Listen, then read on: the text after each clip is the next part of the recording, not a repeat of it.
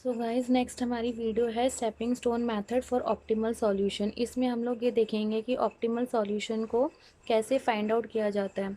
Optimal solution को find out करने के दो मेथड होते हैं। पहला आता है हमारा stepping stone method and second is MODI method. इसमें दूसरा नाम क्या होता है, मॉडिफाइड डिस्ट्रीब्यूशन मेथड। अब ऑप्टिमल सॉल्यूशन को फाइंड आउट करने से पहले हमारे को एक स्टेप और करना होता है, जो होता है हमारा बेसिक इनिशियल सॉल्यूशन। ठीक है, हम क्या करते हैं, जब ऑप्टिमल सॉल्यूशन हमें फाइंड आउट करना होता है तो उससे पहले हमें एक बेसिक सॉल्यूशन को फाइंड आउट करना होता है। अब बेसिक सॉल्यूशन को फाइंड आउट करने के लिए तीन मेथड होते हैं। First is north west corner method, second is least cost method and third is VAM method. ये सारे मेथड्स हम लोगों ने प्रीवियस वीडियोस में हमने कवर कर लिए हैं। अब आगे हम लोग ये देखेंगे, जब हम इनिशियल सॉल्यूशन निकाल लेते हैं तो इनिशियल सॉल्यूशन निकालने के बाद हमें ऑप्टिमल सॉल्यूशन निकालना होता है। अब ऑप्टिमल सॉल्यूशन में दो मेथड है, मैंने आपको बताया है अभी, stepping stone and Modi method. तो सबसे पहला हम मेथड देखेंगे स्टेपिंग स्टोन मेथड। अब ऑप्टिमल सॉल्यूशन पूरा हम लोग क्वेश्चन देखेंगे कि कैसे हम लोग स्टेपिंग स्टोन मेथड से ऑप्टिमल सॉल्यूशन को फाइंड आउट करते हैं। ठीक है, अब उसके बाद एक आपके पास एक क्वेश्चन है जिसमें आपको वेयर हाउस गिवन है, आपके पास सोर्सेज गिवन है, प्लांट गिवन है और आपके पास सप्लाई गिवन है, डिमांड गिवन है। आपको क्या करना है, इस ट्रांसपोर्टेशन प्रॉब्लम को उसको सॉल्व करना है और ऑप्टिमल सॉल्यूशन को फाइंड आउट करना है। अगर हम यहाँ पर ऑप्टिमल सॉल्यूशन की सॉल्यूशन को निकालने की बात कर रहे हैं तो इसका मतलब हम लोग ये कह रहे हैं कि हमें सबसे लीस्ट कॉस्ट को फाइंड आउट करना है। ठीक है, जहाँ पर हम लोग अपनी ट्रांसपोर्टेशन कॉस्ट को मिनिमाइज़ कर पाएँ। अब मिनिमाइज़ कौन से कितनी यूनिट्स पे हम मिनिमाइज़ कर पाएंगे, ये हमें फाइंड आउट करना है। तो इसको फाइंड आउट करने के लिए कुछ स्टेप्स होते हैं जो हमें फॉलो करने होते हैं। अभी मैंने आपको दो स्टेप बताए थे, पहला ऑप्टिमल सॉल्यूशन को फाइंड करने का और दूसरा होता है हमारा पहला इनिशियल सॉल्यूशन को फाइंड आउट करना है, फिर दूसरा ऑप्टिमल सॉल्यूशन को करना है। ठीक है,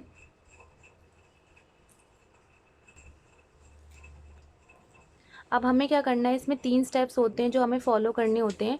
पहला स्टेप होता है, step is to find the basic initial solution with the help of three method. जो अभी हमने तीन मेथड्स कवर करे थे, north west corner rule method, least cost method and VAM method, इन तीनों ही मेथड की हेल्प से हमें इनिशियल सॉल्यूशन को फाइंड आउट करना है।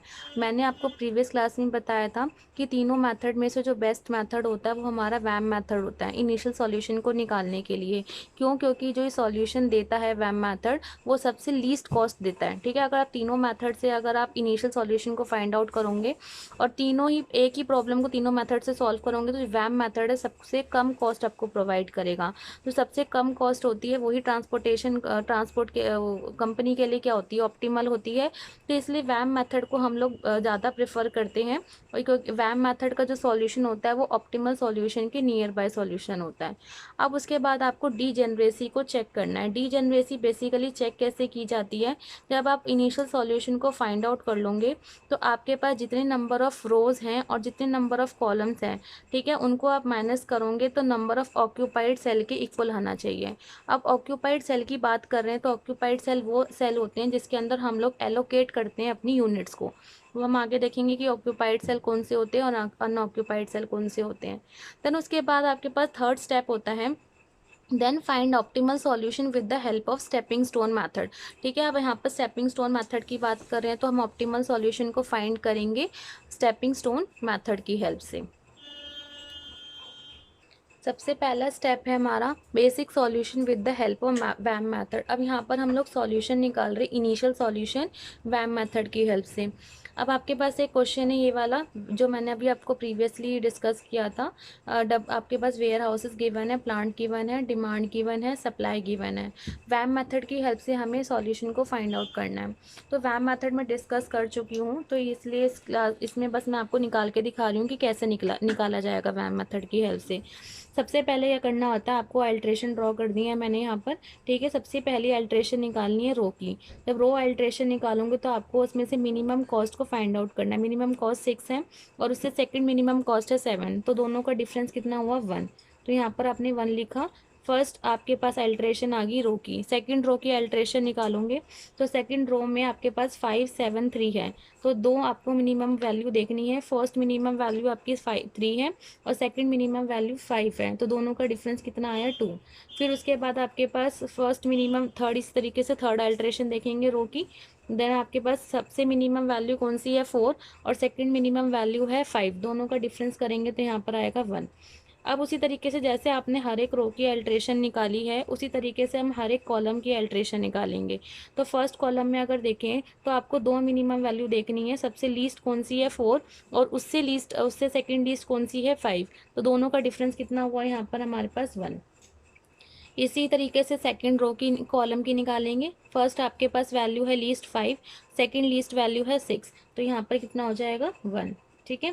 फिर इसी तरीके से यहाँ पर थर्ड कॉलम को देखेंगे। थर्ड कॉलम में आपके पास लीस्ट वैल्यू कितनी है 3 और सेकंड लीस्ट वैल्यू है 8, तो 8 माइनस 3 कितना हो गया आपके पास 5। ठीक है।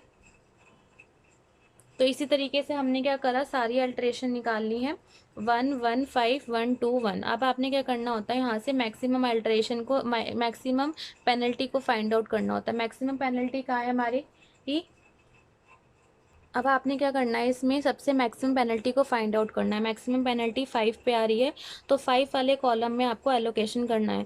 अब एलोकेट कहाँ करते हैं, जहाँ पर हमारे पास मिनिमम कॉस्ट होती है। मिनिमम कॉस्ट है 3 पे, तो 3 की सप्लाई और 3 की डिमांड देखनी है आपने। 3 की सप्लाई है 28, 3 की डिमांड है 19, तो आपको मिनिमम यूनिट्स को एलोकेट करना होता है। तो हम मिनिमम यूनिट कितनी है 19, अगर हमने यहाँ पर 19 एलोकेट किया तो 19 यहाँ से कट हो जाएगा और यहाँ पर आपके पास 9 यूनिट्स बचेंगी और जो जो ज़ीरो हो जाए आपने इसे उसको कैंसिल कर देना है। तो मैंने इसे करा, इसको कैंसिल कर दिया। ठीक है। अब इस तरीके से सेकेंड अल्ट्रेशन निकालेंगे। अब पहली वाली रो के अंदर पहली रो के अल्ट्रेशन निकालते हैं तो उसमें आपके पास ये तो कैंसिल होगी, तो इसको नहीं देखना है। अब आपने सिर्फ इन दोनों को देखना है। तो 7 में से 6 गया, यहाँ पर क्या आ जाएगा 1। फिर 5 में से 7 गया 2, फिर उसके बाद 4 में से 5 गया 1, क्योंकि अब यहाँ पर तो दोनों ही वैल्यू बची हैं, दो ही वैल्यू सेलेक्ट करनी होती है हमारे को। तो यहाँ हम लोग कोई मिनिमम मैक्सिमम का क्राइटेरिया नहीं देखेंगे, सीधे से डायरेक्टली मैच कर देने। ठीक है। इसके बाद कॉलम में देखना है, कॉलम में देखो यहाँ देखनी पड़ेगी क्योंकि आपके पास 3 वैल्यू और 2 वैल्यू सेलेक्ट करनी होती है। तो मिनिमम वैल्यू देखनी है और उससे सेकंड मिनिमम वैल्यू को देखना है। तो 4 और 5 है यहाँ पर, तो यहाँ पर भी 1 हो जाएगा सेम और यहाँ पर भी 1 हो जाएगा। अब इस वाली ये वाले कॉलम कैंसिल हो गया तो हम इसकी जगह डैश डाल देंगे। अब आपने फिर से मैक्सिमम पेनल्टी को सेलेक्ट करना है। मैक्सिमम पेनल्टी 2 पे आ रही है, तो ये वाली आपको क्या करना है, रो को देखना है। अब इस वाली रो में ये तो कैंसिल हो गया 3 वाला, तो अब बची कौन सी हमारे पास 5 और 7। तो 5 और 7 में से मिनिमम कॉस्ट क्या है हमारी 5, तो 5 पे एलोकेट करना है। अब आपको 5 की डिमांड और 5 की सप्लाई देखनी है। 5 की सप्लाई कितनी है 9 और 5 की डिमांड है 21, तो मिनिमम यूनिट्स आप कितनी एलोकेट कर सकते हो 9, तो आपने यहाँ पर 9 एलोकेट कर दी, तो ये वाला 0 हो जाएगा और यहाँ पर आपके पास निकल के आ जाएगा 12। तो ये अगर 0 हो गया तो आपने क्या करना है, इस वाली रो को भी क्या करना है, कैंसिल कर देना है, तो ये भी कैंसिल हो जाएगी आपकी। ठीक है। अब इस तरीके से थर्ड निकालेंगे। जब थर्ड निकालेंगे तो हमारे पास फिर से देखना है आपने रो में चेंजेस देखने हैं। तो 7 माइनस 6 कितना हो जाएगा 1, अभी कैंसिल हो गया तो डैश आ जाएगा, यहाँ पर फिर से आ जाएगा 1 आ जाएगा। कॉलम अल्ट्रेशन करनी है तो कॉलम में आ जाएगा 7 माइनस 4 3, 6 माइनस 5 1 और उसके बाद ये वाला आपके पास डैश आ जाएगा। अब यहाँ पर मैक्सिमम पेनल्टी 3 पे आ रही है, तो 3 वाले कॉलम को देखना है। 3 वाले कॉलम में अगर देखोगे तो ये सेकंड वाला 5 वाला जो हमारा कैंसिल हो चुका है, तो अब बचेगा हमारे पास 7 और 4। 7 और 4 में से आपको मिनिमम सेलेक्ट करना है। मिनिमम 4 पे आ रहा है तो 4 पे हम एलोकेट करेंगे। यहाँ पर 4 की डिमांड और सप्लाई देखते हैं। 4 की सप्लाई है 17, 4 की डिमांड है 12, तो यहाँ पर सिर्फ 12 एलोकेट कर सकते हैं हम। ठीक है। 12 एलोकेट किया तो 12 से 12 कैंसिल हो जाएगा, यहाँ बचेगा आपके पास 5, तो ये वाला कैंसिल हो जाएगा कॉलम भी। ठीक है। अब उसके बाद फोल्ट आइट्रेशन निकालते हैं। सबसे पहले हमारे पास 6 है। ठीक है। तो इसमें सब ये दोनों कैंसिल हो गए, 6 बचा। फिर उसके बाद ये भी कैंसिल है तो पूरा रो ये हमारा डैश हो जाएगा। इसमें 2 कैंसिल हो गया, बचा 5, तो हमने 5 लिख दिया यहाँ पर। ठीक है। अब उसी तरीके से कॉलम देखते हैं। पहले वाला कॉलम कैंसिल है तो उसकी जगह डैश। दूसरे वाले कॉलम में 6 और 5 बचे हैं, दोनों का डिफरेंस 1 हो गया। लास्ट वाला कॉलम भी डैश हो गया। अब आपने यहाँ पर मैक्सिमम को सिलेक्ट करना है। मैक्सिमम पेनल्टी 6 पे आ रही है तो 6 वाली आपको रो को देखना है। 6 वाली रो में देखोगे तो एक ही बच रहा है हमारे पास 6, तो सीधा सीधा उसमें एलोकेशन कर देंगे हम। तो इसकी रो, इसकी डिमांड और इसकी सप्लाई देखो, इसकी सप्लाई है 20 और इसकी डिमांड है 25, तो मिनिमम एलोकेट कितना कर सकते हैं हम 20। तो ये कैंसिल हो जाएगा और यहाँ पर बचेगा 5, तो ये वाली रो भी क्या हो जाएगी आपकी, कैंसिल हो जाएगी। फिर उसके बाद फिफ्थ अल्ट्रेशन देखना है, अभी भी एक बच रहा है, तो यहाँ पर भी डैश हो जाएगा, यहाँ पे भी डैश हो जाएगा, यहाँ पर बचेगा 5। ठीक है, फिर यहाँ पे भी डैश, यहाँ पर बचेगा 5 और यहाँ पे भी डैश। ठीक है, अब दोनों जगह 5 5 ही आ रहा है, तो 5 को ही हम सेलेक्ट करेंगे और यही आ रहा है। ठीक है, तो यहाँ पर हम लोग क्या कर देते हैं, एलोकेट करते हैं। अब यहाँ पर देखो 5 की डिमांड और 5 की सप्लाई, 5 की सप्लाई है 5 और 5 की डिमांड है 5, तो 5 5 एलोकेट कर दिया, तो ये भी 0, ये भी 0, तो ये सब कैंसिल हो जाएगा। ठीक है, अब जिनमें हमने एलोकेट किया है उनको हम लोग क्या बोलते हैं, ऑक्यूपाइड सेल। जिसमें हमने एलोकेट नहीं करा उनको हम अनऑक्यूपाइड सेल बोलते हैं। अब आपने सॉल्यूशन निकालना है अपना बेसिक सॉल्यूशन निकालने कैसे, पहले वाला देखो 20 × 6 करेंगे हम लोग, फिर उसके बाद 20 × 6 को करा। ये कह रहा है कि जो 6 पर यूनिट की कॉस्ट लग रही थी, 20 यूनिट्स एलोकेट कर रहे हैं, टोटल कॉस्ट लगेगी 20 × 6 प्लस, फिर उसके बाद हम लिखेंगे 9 × 5, फिर उसके बाद प्लस 19 × 3 प्लस, फिर उसके बाद 12 × 4 प्लस 5 × 5। ठीक है, आपके पास सॉल्यूशन जो निकल के आएगा वो निकल के आएगा 295 रुपीज़ का। ठीक है, 295 की आपके पास कॉस्ट निकल के आ जाएगी। अब आपने इनिशियल सॉल्यूशन निकाल लिया, अब उसके बाद आपने क्या निकालना होता है, डीजेनरेसी को चेक करना होता है। डीजेनरेसी को चेक करने का आपके पास फॉर्मूला जो होता है वो होता है हमारा m+n-1 is equals to number of occupied cell. यही हमारा फॉर्मूला होता है डीजेनरेसी को चेक करने का। अब यहाँ पर m+n-1 निकाल लो। m आपका क्या शो कर रहा है, रो को, ये कॉलम चेक करेगा और -1, तो आप क्या करोगे, m+1 कितनी रोज हैं आपके पास, 3 रो हैं और 3 ही कॉलम है, तो 3 + 3 -1 करोगे तो कितना आएगा, 5। अब आपने ये चेक करना है जो 5 आया है हमारा, ये जो 5 आया है हमारा, ये बेसिकली इसको चेक करना कि कितने नंबर ऑफ ऑक्यूपाइड सेल के इक्वल आ रहा है कि नहीं आ रहा है। अब आपने ऑक्यूपाइड सेल को चेक करना है। जब ऑक्यूपाइड सेल को चेक करोगे आप, तो देखो कौन कौन से ऑक्यूपाइड है, एक ये सेल ऑक्यूपाइड है, एक ये है, 1 2 3, ठीक है, 4 5, 5 ही ऑक्यूपाइड सेल है और 5 ही हमारा क्या आ रहा है, m+n-1 आ रहा है, तो इसका मतलब दोनों ही इक्वल है, तो डी जनरेट है ये सॉल्यूशन। ठीक है, डी जनरेट सॉल्यूशन। अगर नहीं होता तो उसको बोलते हैं नॉन डी जनरेसी।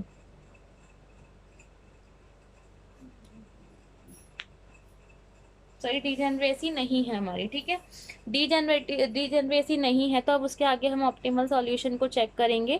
ऑप्टिमल सॉल्यूशन को चेक करने के लिए हमने बेसिक सॉल्यूशन निकाल लिया।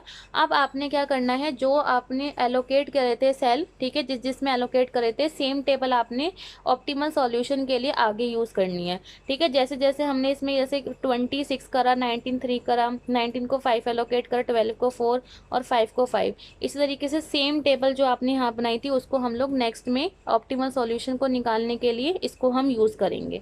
अब मैंने क्या किया, टेबल बना लिया है मैंने। यहाँ पर टेबल बनाने के लिए मैं क्या कर रही हूँ, इसके अंदर मैं एलोकेट करूँगी जो मैंने बेसिक सॉल्यूशन में एलोकेट किया था।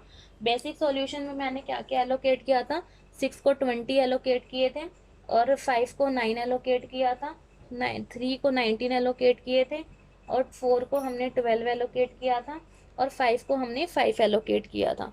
ठीक है, ये हमने 5 एलोकेशन करी थी बेसिक सॉल्यूशन के अंदर।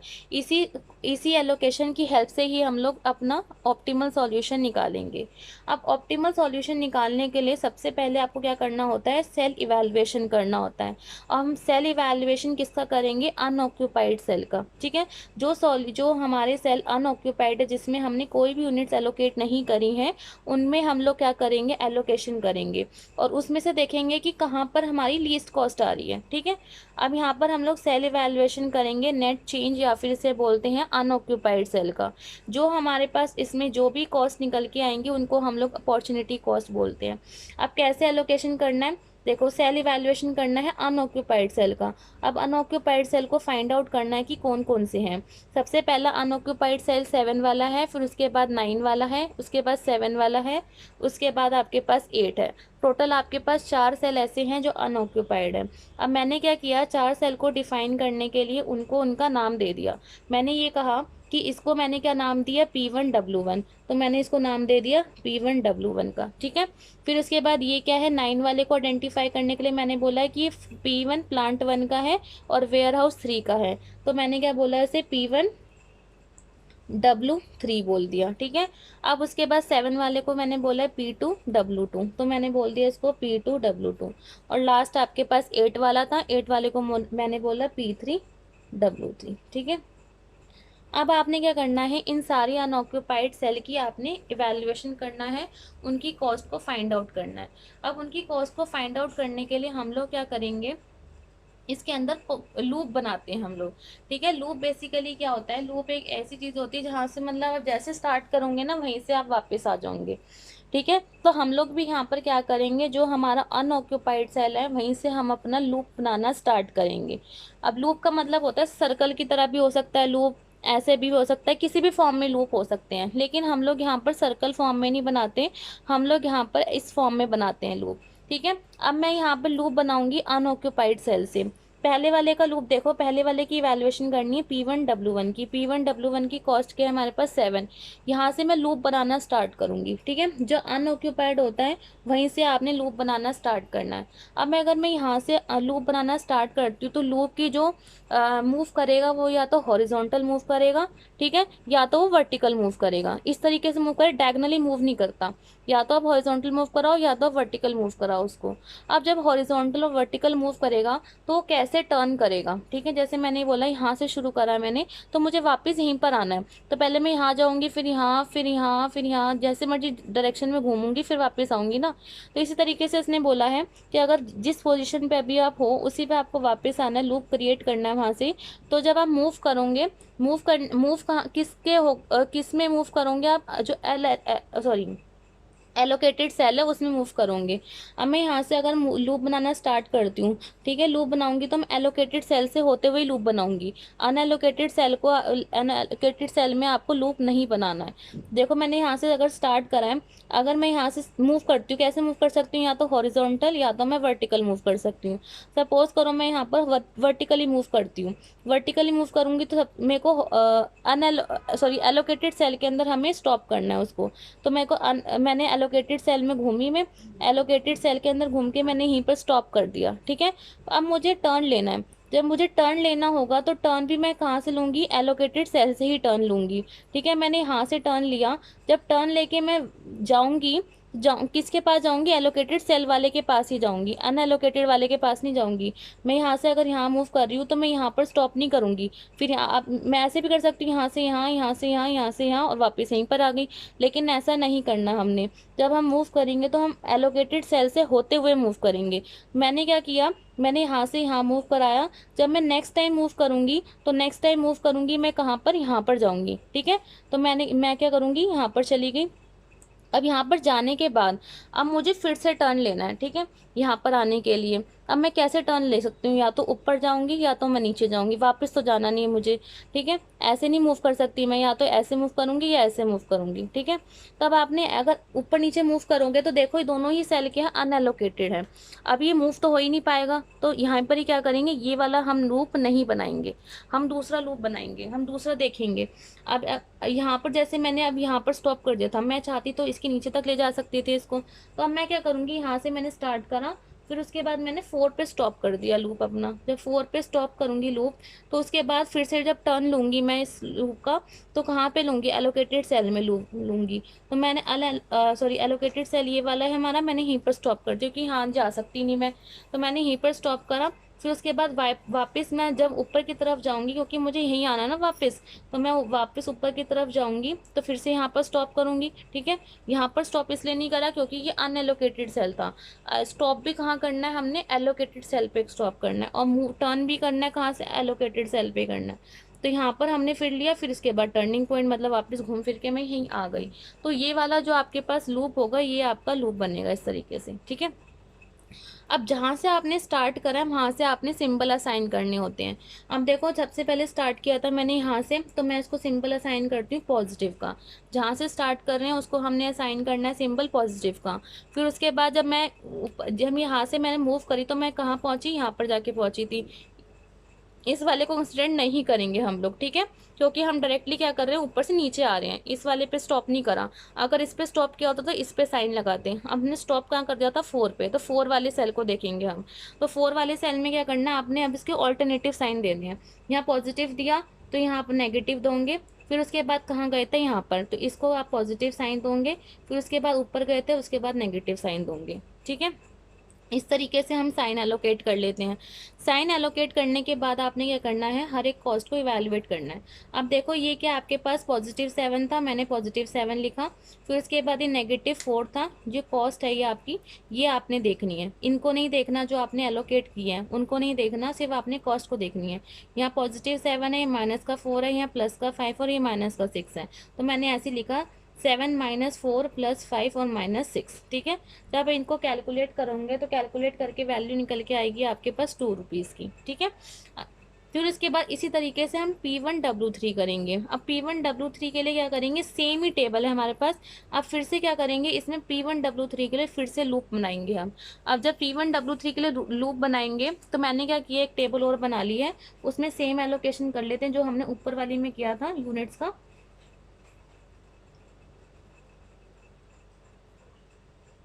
ठीक है, यही हमने एलोकेट कर रखी थी ऊपर वाले में भी।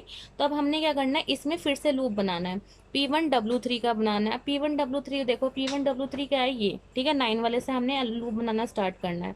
अभी मैंने आपको बताया था लूप या तो मूव करेगा हॉरिजॉन्टल या तो वर्टिकल, जैसा भी मूव कराना चाहते हो वैसे मूव करा सकते हो। अगर मैं यहाँ पर मूव करती हूँ 3 से, ठीक है, अगर सब पहले हम कंडीशन लेते हैं केस इस वाले का, मैं पहले हॉरिजॉन्टल मूव कराती हूँ। अगर हॉरिजॉन्टल मूव कराई तो मैं यहाँ से यहाँ गई। अब उसके बाद मैं यहाँ से टर्न लूंगी, क्योंकि मुझे स्टॉप का करना होता है एलोकेटेड सेल पे। तो एलोकेटेड सेल पे मैं यहीं स्टॉप हो गई, यहाँ तो जा नहीं सकती क्योंकि अनएलोकेटेड है ये, तो मैं यहीं पर स्टॉप हो गई। अब यहाँ से फिर से क्या करना है, मुझे टर्न लेना है। अब मैं टर्न कहाँ लूँ, टर्न में सपोज करो यहाँ लेती हूँ। टर्न में ऐसे डायगनली नहीं जा सकती, या तो हॉरिजॉन्टल या तो वर्टिकल। अब मेरे पास हॉरिजॉन्टल जाने का तो कोई वो है नहीं, क्योंकि यहाँ अनएलोकेटेड है, मुझे एलोकेटेड वाले पे जाना है। एलोकेटेड वाले पे जाना है तो मैं वर्टिकल मूव करूंगी। वर्टिकल मूव करा मैंने, यहाँ पर स्टॉप नहीं करूंगी मैं यहाँ पर स्टॉप करती। अब यहाँ पर स्टॉप करने के बाद आपको क्या करना है, फिर से आपको एलोकेटेड सेल की तरफ चलना है, ठीक है। अगर आप इस तरफ जाते हो तो इस तरफ एलोकेटेड सेल नहीं है, तो एलोकेटेड सेल इस तरफ है। सपोज करो आप इस तरफ चली गए, ठीक है, हम चले गए इस तरफ। अब फिर से एलोकेटेड सेल पे टर्न करना है, फिर से आप इस पे चले गए, ठीक है। ठीक है, अब फिर उसके बाद फिर से आपको करना है, मूव करना है। फिर उसके बाद आप यहाँ से मूव क्या करोगे, या तो ऊपर करोगे या तो साइड में करोगे, ऊपर कर नहीं सकते, अनएलोकेटेड है, तो हम एलोकेटेड की तरफ मूव करेंगे। यहाँ से फिर से हमने यहाँ मूव करा तो यहाँ पर पहुँच गए, फिर उसके बाद हमें यहीं पर आना वापस, तो यहाँ पर चले गए। तो मतलब कि इस तरीके से हम लोग लूप बना सकते हैं। तो मैंने क्या करा, पहले मैं यहाँ से इस तरफ गई, मैंने हॉरिजॉन्टल मूव कराया, फिर उसके बाद मैं नीचे गई, ठीक है, वर्टिकली मूव करा मैंने एलोकेटेड सेल के अंदर। फिर उसके बाद मैंने इस तरफ ना जाने की जगह मैं इस तरफ गई, क्योंकि ये एलोकेटेड सेल था, अनएलोकेटेड था ये, तो मैं एलोकेटेड सेल की तरफ मूव करती, फिर मैं यहाँ मूव करा। फिर उसके बाद फिर से मैं क्या गई, ऊपर तक गई, यहाँ पर नहीं जा सकती क्योंकि ये अनएलोकेटेड है। यहाँ पे एलोकेटेड वाले पे मैंने फिर स्टॉप कर दिया। अब उसके बाद मैं यहाँ जाऊँगी या तो ऊपर नहीं जाऊँगी तो यहाँ जाऊँगी। अब यहाँ जाऊँगी तो यहाँ पर स्टॉप नहीं कर सकती क्योंकि ये अनएलोकेटेड वाला है। अब यहाँ पर फिर से गई, ये बना मेरा, ठीक है। अब उसके बाद वापस आ गई जहाँ से मैंने स्टार्ट किया था। तो इस तरीके से आपका एक लूप बन जाएगा, ठीक है। अब इसकी भी कॉस्ट आपने फाइंड आउट करना है, पहले इसको साइन कर लो, जहाँ से आपने स्टार्ट किया उसे पॉजिटिव साइन देते हैं, और उसके बाद आपने क्या करना है, उनके ऑल्टरनेटिव साइन देने हैं। मैंने स्टार्ट किया था यहाँ से तो इसको पॉजिटिव साइन दिया, फिर मैंने उसको नेगेटिव साइन दिया, फिर उसके बाद मैं यहाँ से नीचे आई थी तो फिर से पॉजिटिव साइन दिया, फिर यहाँ से मैं यहाँ गई, उसको हमने नेगेटिव साइन दिया, फिर उस पर गई मैं, उसको फिर पॉजिटिव साइन दिया, फिर उसके बाद यहाँ गई मैं, उसको नेगेटिव साइन दिया। आई मीन साइन की हेल्प से आप कॉस्ट निकाल लो। कॉस्ट कैसे निकलेगी, देखो यहाँ पर +9 है, +9 लिखा, फिर उसके बाद क्या है, -3 है। वेल सो ऐसे मूव करा तो ऐसे चलते हैं, पॉजिटिव है, फिर उसके बाद -6 लिखा हमने, ठीक है। कॉस्ट देखनी है, ये नहीं देखना आपने। -6 हुआ, फिर उसके बाद नीचे आई, नीचे में क्या है, +5 लिखा, फिर उसके बाद साइड में गई, साइड में यहाँ पर क्या है, -4 लिखा मैंने। फिर उसके बाद अपर डायरेक्शन में गई +5, फिर उसके बाद इस तरफ गई तो -3, और उसके बाद वापस आ गई, तो उसको दोबारा नहीं करेंगे। तो आपके पास कॉस्ट निकल के आएगी 14, +14। फिर इसी तरीके से आप P2W2 निकालोगे, जितने भी आपके पास अनएलोकेटेड है सबके लिए आप लूप क्रिएट करोगे, ठीक है। अब आपने क्या करा, P2W2 के लिए लूप क्रिएट करा। P2W2 के लिए लूप क्रिएट करोगे तो सेम जो आपके पास एलोकेशन था उसी एलोकेशन को कर लोगे, ठीक है। यहाँ पर 20 आ रहा था, यहाँ पर 19 आ रहा था, यहाँ पर 9 आ रहा था, यहाँ पर 12 आ रहा था, यहाँ पर 5 आ रहा था, ठीक है। अब हमने क्या करा, फिर से एलोकेशन करना स्टार्ट करेंगे। इसका एलोकेशन तो हमने पुराने वाला ही कर दिया, और लूप क्रिएट करना है। लूप यहाँ से क्रिएट करना है P2W2 से, तो P2W2 कहाँ यहाँ पर है। अब यहाँ से हमने लूप क्रिएट करना है। अब यहाँ से आप देखो ऊपर जाते हो तो आप मूव नहीं कर सकते इधर उधर, क्योंकि दोनों ही जगह की आपकी अनएलोकेटेड वाली है, तो ऊपर तो जाओगे नहीं। अगर आप नीचे की तरफ मूव करते हो तो नीचे की तरफ मूव करोगे तो इस तरफ तो जाओगे नहीं, अनएलोकेटेड वाला है, इस तरफ मूव करोगे, फिर उसके बाद ऊपर की तरफ मूव करोगे, फिर वापस यहाँ जाओगे, तो ये आपका लूप बन जाएगा। यहाँ से यहाँ, यहाँ से यहाँ, यहाँ से यहाँ, और फिर यहाँ से यहाँ, ठीक है। तो बन गया ना लूप, जहाँ से आपने एलोकेटेड सेल के अंदर होते हुए जा रहे हैं लूप, तो ये कंडीशन भी सेटिस्फाइड हो रही है और लूप भी क्रिएट हो गया। जहाँ से लूप क्रिएट करेंगे उसको साइन देंगे पॉजिटिव, उससे नेक्स्ट नेगेटिव, उसके नेक्स्ट पॉजिटिव, उससे नेक्स्ट नेगेटिव, और इसी कॉस्ट को आपने ऊपर लिख देना है। देखो सबसे पहले कॉस्ट क्या आ रही है, प्लस का 7, तो 7 लिखा, उसके बाद माइनस का 5 लिखा, फिर उसके बाद प्लस का 4 लिखा, फिर उसके बाद माइनस का 5 लिखा, तो आपके पास कॉस्ट निकल के आएगी 1 रुपीज़ की, -1, नहीं पॉजिटिव 1 आएगी, ठीक है। ठीक है, आपके पास पॉजिटिव 1 आ जाएगी। फिर P3W3 के लिए हमने करा, फिर से हम एलोकेशन वो जो सेम हमने एलोकेट करा फिर से एलोकेट। ये सबके लिए हमें लूप बनाने, पहले P1W1 के लिए लूप बनाया मैंने ऊपर टेबल में, फिर P1W3 के लिए लूप बनाया, फिर उसके बाद P2W2 से लूप बनाना स्टार्ट करा। अब मैंने लास्ट बनाऊंगी P3W3 से। जब P3W3 से मैं लूप बनाऊंगी,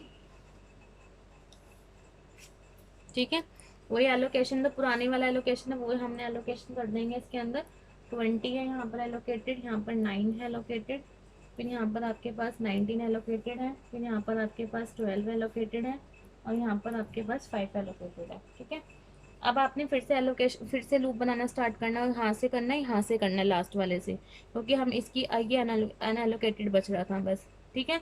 अब यहाँ से लूप बनाना स्टार्ट करते हैं। तो लूप कैसे बना सकते हैं, अब या तो हॉरिजॉन्टल या वर्टिकल दोनों जगह ही मूव कर सकते हो, आप कहीं पे भी मूव कर लो। सपोज करो मैंने यहाँ से करा, ठीक है, फिर मैं यहाँ से, अब यहाँ तो स्टॉप नहीं करूँगी लूप को, मैं आगे स्टॉप कर दूंगी, तो मैंने यहाँ पर स्टॉप करा क्योंकि एलोकेटेड वाले में स्टॉप होता है। फिर मैं ऊपर तो जाऊँगी नहीं क्योंकि अनएलोकेटेड वाला है, तो मैं नीचे जाऊँगी, तो नीचे वाले की तरफ मूव करा, फिर उसके बाद वापस इस जगह पे आ गई मैं, ठीक है। तो जहाँ से स्टार्ट करें वहाँ पॉजिटिव, नेगेटिव, पॉजिटिव और नेगेटिव। अब इसकी कॉस्ट निकाल लो आप। इसकी जब कॉस्ट निकालोगे तो इसी तरीके से निकाले ना, -3, +8, -4 और +5, ठीक है। तो मैंने क्या किया, यहाँ पर मैंने पुट कर दिया वैल्यू, पुट कर करी मैंने वैल्यूज, यहाँ पर आएंगे आपके पास +8, -4, +5, -3, निकल के आएगा 6, ठीक है। अब आपने ये करना है, जितने भी आपने नेट चेंज निकाला, अपॉर्चुनिटी कॉस्ट निकाली है, आप इनको क्या करना है, आपने इवेल्युएट करना है।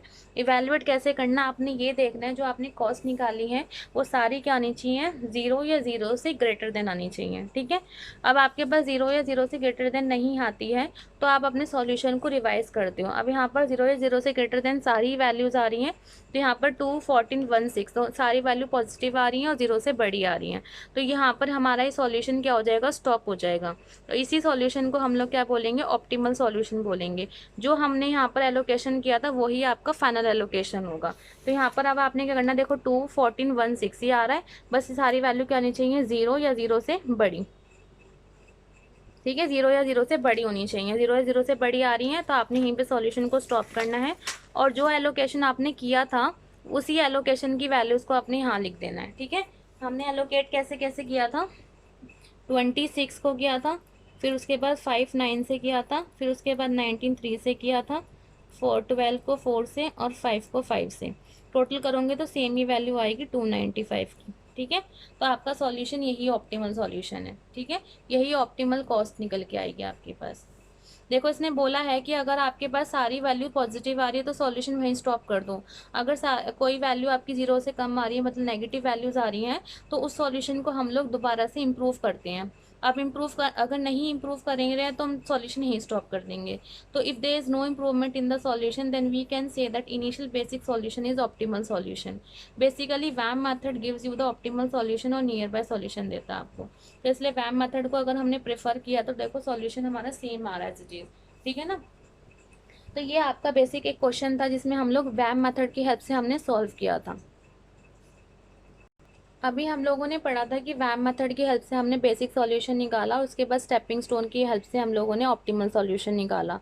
अगर सपोज करो अगर आपके पास क्वेश्चन में ये गिवन होता है कि बेसिक सॉल्यूशन आपको लीस्ट कॉस्ट मेथड से निकालना है, अगर क्वेश्चन में कुछ भी गिवन नहीं है तो वैम मेथड प्रेफर करेंगे, अगर क्वेश्चन में मेंशन है तो उसी मेथड की हेल्प से हम लोग बेसिक सॉल्यूशन निकालेंगे, फिर उसके बाद ऑप्टिमल सॉल्यूशन निकालेंगे। अब सपोज लेट करते हैं हम लोग कि हमें बेसिक सॉल्यूशन निकालना है इन लीस्ट कॉस्ट मेथड से। लीस्ट कॉस्ट मेथड से जब हम सॉल्यूशन निकालेंगे तो हमारे पास क्या सॉल्यूशन निकल के आएगा। देखो सबसे पहले हम लोग क्या कर रहे हैं, यहाँ पर लीस्ट कॉस्ट को फाइंड आउट करेंगे। लीस्ट कॉस्ट ये है हमारी, यहाँ पर हम एलोकेट करेंगे 19, ये 0, ये 9 हो जाएगा। इस तरीके से ये कैंसिल हो जाएगा। फिर उसके बाद इसमें से लीस्ट कॉस्ट देखेंगे 4 आएगी, 4 में से लीस्ट कॉस्ट असाइन करेंगे, लीस्ट यूनिट 70, तो यहाँ पर 4 आ जाएगा, तो ये कैंसिल हो जाएगा। फिर उसके बाद इसमें से लीस्ट कॉस्ट देखेंगे तो 5 आएगी, 5 को असाइन करेंगे हम लोग 4 यूनिट्स को, तो ये 0 हो जाएगा और ये 5 हो जाएगा।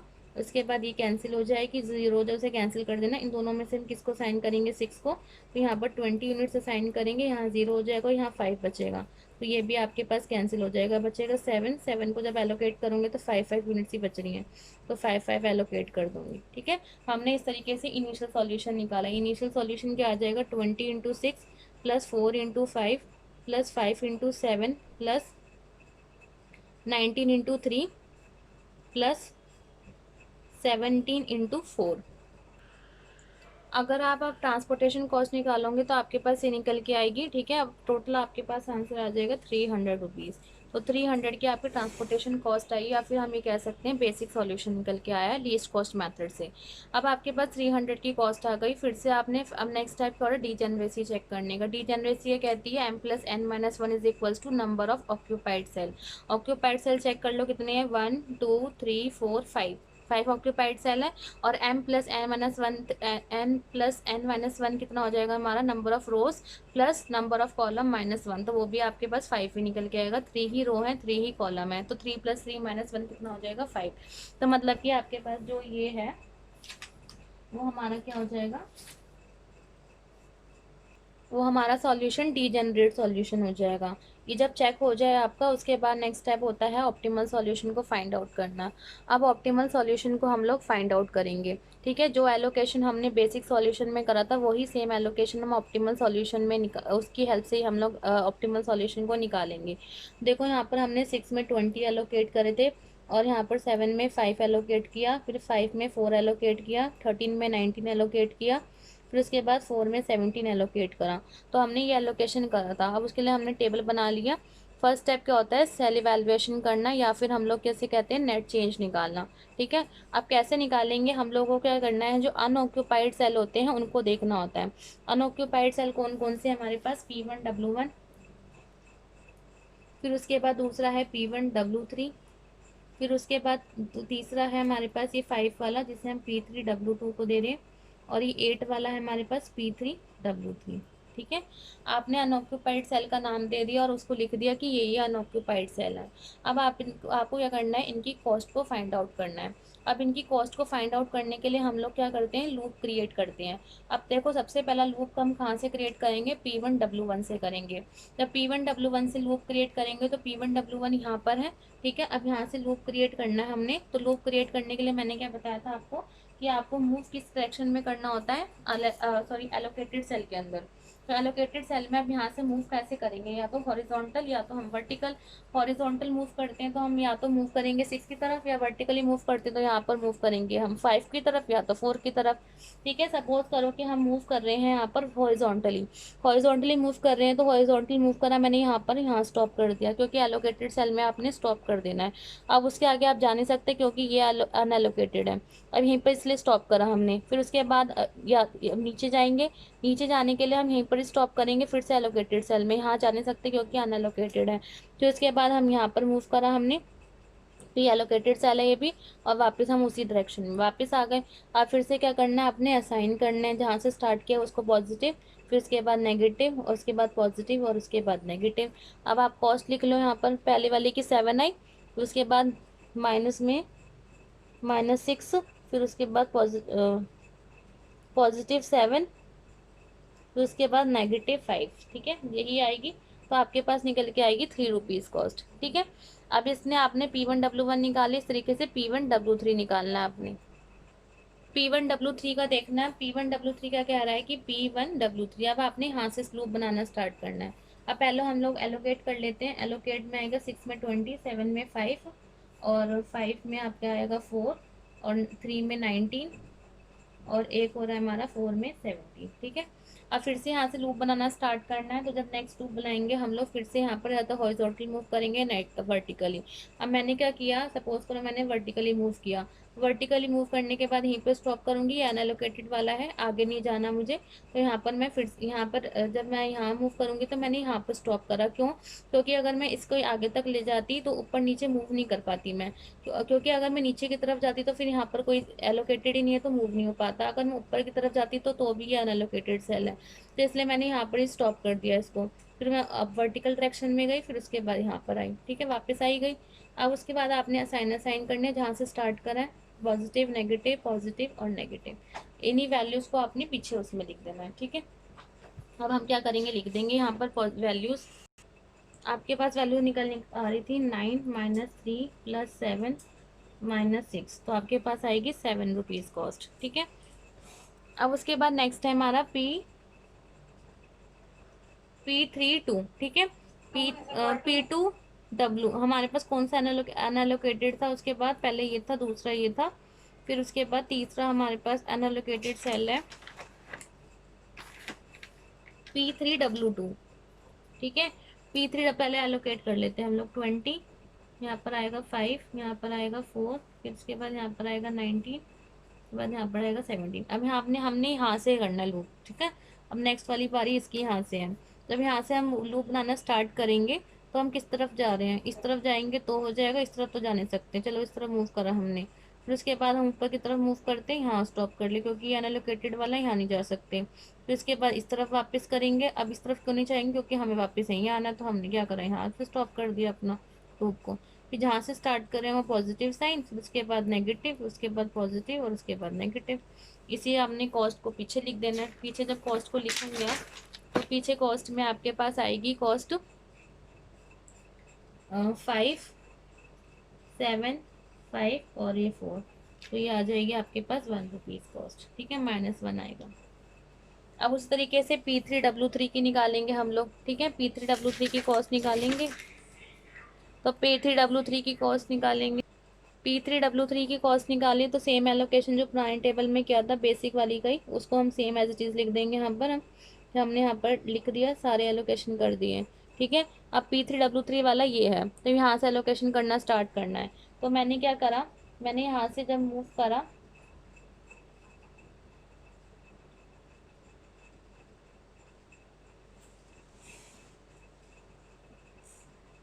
लास्ट वाली एलोकेशन, अब जब यहाँ से मूव करेंगे या तो वर्टिकल या तो हर हॉरिजॉन्टल। अगर वर्टिकली मूव करते हैं ऊपर की तरफ, तो यहाँ से क्या करेंगे हम लोग, यहाँ पर अगर स्टॉप करते हैं इसको, तो ये नीचे जाएगा, नीचे जाएगा, वापस हमें यहीं आना है। तो इसलिए हम लोग क्या करेंगे, आगे की तरफ जाएंगे, फिर इसके बाद यहाँ नीचे की तरफ आएंगे, फिर वापस यहाँ पर आएंगे। तो यहाँ पॉजिटिव, यहाँ नेगेटिव, यहाँ पॉजिटिव, फिर यहाँ नेगेटिव। ठीक है, इसी हम उसको वहाँ पीछे उतार लेते हैं अपने सॉल्यूशन को। क्या क्या वैल्यूज आ रही थी हमारी, 8 पॉजिटिव, -3 पॉजिटिव, 5 -4, तो आपके पास 6 आएगी। जब आप सारा निकाल लोगे उसके बाद आपने चेक करना है कि जो हमारे सेल इवैल्यूएशन की वैल्यूज आई हैं वो 0 या 0 से बड़ी आनी चाहिए। अब आप में देखो कि 0 या 0 से बड़ी सारी वैल्यूज आ रही है, सिर्फ एक वैल्यू नहीं आ रही है, वो आपके पास नेगेटिव फिगर आ रही है। तो आपने क्या करना है, इस वाले को सिलेक्ट कर लेना है। ठीक है, P3W2 को आप सिलेक्ट कर लो। सिलेक्ट करके आपने क्या करना है कि जो आपने ऊपर लूप बनाया था P3W2 के लिए, वही वाला लूप आप यहाँ क्रिएट कर लो। उसको क्या लूप बनाया था बताते हैं। हमने लूप बनाया था P3W2। P3W2 कौन सा था हमारे पास, ये वाला लूप बना था, ठीक है ना। इस वाले सेम लूप को आपने ड्रॉ कर लेना नीचे वाले इसमें टेबल में। तो मैंने क्या करा था, मैं पहले ऊपर गई थी, फिर उसके बाद यहाँ, फिर उसके बाद यहाँ, फिर उसके बाद यहाँ, फिर उसके बाद यहाँ। तो मैंने साइन किया था पॉजिटिव, नेगेटिव, पॉजिटिव और नेगेटिव, ठीक है। अब आप क्या करना है, जो आपने जिनको नेगेटिव साइन दिया है उनमें आपको यूनिट्स देखनी है। यूनिट्स कितनी है साइन करी यहाँ पर 5, और यहाँ पर कितनी है साइन करी 17। अब आपने क्या करना है, जो 5 और 17 यूनिट्स असाइन करी है इसमें से आपको लोएस्ट यूनिट को फाइंड आउट करना है। लोएस्ट कितनी है 5। अब आपने क्या करना है, जितने भी आपने साइंस असाइन करे हैं उस जो सेलेक्ट करी है आपने उसमें से उसी को लेस करना है। अगर जब मैं नेक्स्ट टेबल बनाऊंगी तो मैं एलोकेशन कैसे करूंगी, मैं एलोकेशन कैसे करूंगी, जिसमें लूप बनाया है उसमें चेंजेस करने हैं मुझे, जिसमें लूप नहीं बनाया तो same as it is allocate कर दूंगी। जैसे इसमें 20 और 19 इनको ने छेड़ नहीं रही, मैं कुछ नहीं कर रही, तो मैं as it is next table जब बनाऊंगी तो उसमें एज इट इज़ लिख दूंगी 9 और इसका, यहाँ पर 20 था और यहाँ पर 19 था, ठीक है ना। अब मैंने इसको सेम एज इट इज लिख दिया यहाँ पर, लेकिन अब आपने क्या करना है, जो मैंने अभी लूप बनाया था इसमें बनाया था ना लूप, तो आपने इसमें से क्या करना था, 5 को मैंने सेलेक्ट की थी वैल्यू, अब 5 को 5 में से ही लेस करोगे, 5 को 5 में, इसमें इसमें कुछ भी एलोकेटेड नहीं था, मतलब जीरो होगा यहाँ पर, ठीक है। तो मतलब 5 में 5 ऐड करोगे, फिर उसके बाद 17 में 5 लेस करोगे, और 5 में 4 ऐड करना है आपने। 5 क्यों कर रही हूँ मैं यहाँ पर, क्योंकि मैंने क्या करा, जो नेगेटिव वाली है हमारी उनमें से मैंने लोएस्ट यूनिट को सेलेक्ट करा। जो लोएस्ट यूनिट सेलेक्ट कर रहे हो तो उसमें हर एक क्या करना है, वही उसी वैल्यू से आपको लेस करना है, उसी वैल्यू से ऐड करना है। तो मैंने अगर 5 सेलेक्ट करी तो 5 में मैं लेस करूंगी, ऐड करूंगी, लेस लेस करूंगी और ऐड करूंगी, और किसको करूंगी, जो मैंने एलोकेट करी है। तो यहाँ पर मैं क्या कर रही हूँ, 5 को 5 में से लेस कर दूंगी, फिर 5 को मैं क्या करूंगी, यहाँ पर ऐड कर दूंगी, क्योंकि जीरो सपोज लेट कर लिया मैंने, यहाँ पर जीरो होगा, ठीक है। फिर 5 को क्या करूंगी, मैं यहाँ से लेस कर दूंगी, और 5 को क्या करूंगी, ऐड कर दूंगी 4 में। तो मेरे पास जो निकल के आएगा वो निकल के आएगा आपके पास एलोकेशन, ये आपके पास एलोकेट ही हो जाएंगे। यहाँ पर 5 में से 5 लेस किया, जीरो हो गया, यहाँ पर मैंने 5 ऐड किया था, यहाँ पर मैंने 5 लेस किया था तो 12 हो जाएगा, और यहाँ पर मैंने 5 ऐड किया तो यहाँ पर 9 हो जाएगा। अब आपके पास न्यू एलोकेशन ये हो गया, ठीक है। फिर से डीजेनरेसी चेक कर लेना कि m+1 -1 equals to number of occupied cell के आ रहा है कि नहीं आ रहा है। तो आ रहा है तो डीजेनरेट हो जाएगा, नहीं आ रहा तो उसे बनाएंगे हम लोग, वो बात की बात है। अब फिर से क्या करना है, आपने सेल इवैल्यूएशन करना है। अब फिर से अब अनऑक्यूपाइड सेल को देखो कौन कौन से, 7, 9, 7 और 8। तो आपने इनका नेम लिख देना है, P1W1, फिर उसके बाद P1W3, फिर उसके बाद P2W2, और लास्ट है आपके पास P3W3, ठीक है। ये सारों सेल थे अनऑक्यूपाइड वाले, उनको हमने लिख दिया। अब अनऑक्यूपाइड सेल के लिए फिर से क्या करेंगे, हम लोग लूप बनाना स्टार्ट करेंगे, ठीक है, इनकी सेल इवैल्यूएशन करने के लिए। अब लूप बनाना स्टार्ट करेंगे। सबसे पहले बात करते हैं P1W1 की। P1W1 ये है, ठीक है। अगर इसका लूप बनता है वो कहाँ से कैसे बनेगा, मैं इस तरफ तो जाऊंगी नहीं, ठीक है। अगर इस तरफ जाती हूँ तो मैं नीचे तरफ आना पड़ेगा मुझे, तो ये भी कर सकते हो आप। मैं इस तरफ जाऊंगी, ठीक है, फिर उसके नीचे आ जाऊंगी, फिर उसके बाद मैं इस तरफ मूव करूंगी, एलोकेटेड में ही मूव करना है वापस, यहाँ पर आ जाऊंगी, तो एक लूप आपका ये बन जाएगा, ठीक है ना। तो जहाँ से स्टार्ट करा वहाँ पर पॉजिटिव, फिर उसके बाद नेगेटिव, उसके बाद पॉजिटिव और उसके बाद नेगेटिव। कुछ नहीं करना, आपने वैल्यू से आता है +7 -6 +5 -4, आपके पास वैल्यू निकल के आएगी 2। फिर उसके बाद हम लोग करते हैं नेक्स्ट P1W3 का। P1W3 क्या है, 9 वाली, 9 वाले से लूप बनाना स्टार्ट करेंगे। सेम एलोकेशन कर लो जो एलोकेटेड था इस वाली टेबल के अंदर, पुराना वाला नहीं करेंगे। अब हम जो नया एलोकेशन करा उसको हम आगे कंटिन्यू करेंगे, ठीक है। ठीक है, अब यहाँ से हमें लूप बनाना है। तो यहाँ से जब लूप बनेगा हमारा, तो हमें क्या करना है, अगर मैं इस तरफ मूव करती हूँ, ठीक है, नीचे की तरफ मूव करती हूँ, नीचे से मैं यहाँ पर जाऊँगी क्योंकि एलोकेटेड वाले पे मूव करते हैं, यहाँ पर मैंने स्टॉप करा। अब मैं ऊपर जाती हूँ तो अनएलोकेटेड वाला नीचे ले जाऊँगी, ठीक है, नीचे जाके मैंने फिर से यहाँ पर स्टॉप करूँगी। अब मैं अगर ऊपर जाती हूँ तो एलोकेटेड यहाँ पर स्टॉप नहीं कर सकती, यहाँ पर भी जाती हूँ तो ये भी अनएलोकेटेड है, तो यहाँ पर मैं ऊपर की तरफ जाऊँगी, फिर उसके बाद वापस इस तरफ आ। तो मैंने इस तरीके से लूप क्रिएट करी, जहाँ से स्टार्ट करा है वहाँ पर पॉजिटिव, फिर नेगेटिव, फिर पॉजिटिव, फिर नेगेटिव, फिर पॉजिटिव और फिर नेगेटिव, ठीक है। इनकी वैल्यूज आप यहाँ लिख दो। तो यहाँ पर आपके पास आ जाएगा 9 -3 +5 -4 +5 -6, तो आपके पास निकल के आएगा 6, ठीक है। फिर P2W2 की बात करते हैं हम लोग। P2W2 की बात करेंगे हम लोग। तो यहाँ पर P2W2 क्या है, यहाँ वाला, यहाँ से लूप बनाना स्टार्ट करना है। तो पहले एलोकेट कर लो जो आपने अभी एलोकेट किया था। ठीक है, हमने एलोकेट कर लिया। एलोकेट करने के बाद आपने क्या करना है, इसमें लूप बनाना स्टार्ट करना है यहाँ से। अब यहाँ से जब लूप बनाना स्टार्ट करोगे तो लूप कैसे बनेगा आपका, या तो आप इस डायरेक्शन में मूव करो, या तो इसमें, या तो ऊपर में। अगर आप इस डायरेक्शन में मूव करते हो तो यहाँ पर स्टॉप करोगे, फिर यहाँ पर स्टॉप करोगे, यहाँ पर जाओगे, फिर उसके बाद वापस यहीं आ जाओगे। तो हमने क्या करा, यहाँ इस तरीके से मूव करा। तो आप इस तरीके से मूव करा, फिर से यहाँ पर positive sign, negative sign, positive sign और नेगेटिव साइन। ठीक है, अब यहाँ पर वैल्यूज डाल दो इसकी भी, तो आपके पास वैल्यू निकल के आ जाएंगी 7 -5 +4 -5। ठीक है, तो ये हो जाएगा -10 और 11, तो आपके पास आ जाएगी आपकी +1। ठीक है, +1 आ जाएगी। फिर P3W3 के लिए निकालना है, P3W3 के लिए भी निकालेंगे हम लोग। P3W3 के लिए निकाला हमने लास्ट वाले के लिए,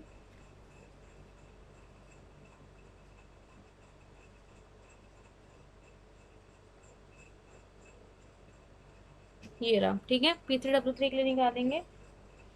अब यहाँ पे सेम एलोकेशन करेंगे, यहाँ पर 20 था, यहाँ पर 19 था, यहाँ पर 0 था, यहाँ पर 5 था, यहाँ पर 12 था और यहाँ पर 9 था। ठीक है, ये एलोकेशन था, इसको हमने एलोकेट कर लिया। अब यहाँ से एलोकेशन करना, यहाँ से लूप बनाना है हमने।